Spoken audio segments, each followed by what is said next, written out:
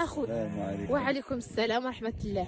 اخوتي لكم واحد القصه اخوتي. قصص، عندنا بزاف القصص. المهم كل مره نعاود لكم قصه. بغيت نسولكم على حاجه وحده اخوتي، واش نتوما بحالي ولا ماشي بحالي؟ جاوبوني بصراحه. انا جالسه اش ماشي بحالي، انا جالسه ما بيا ما عليا، تنشوفوهم هما بيجاوبوني واش بحالي ولا لا.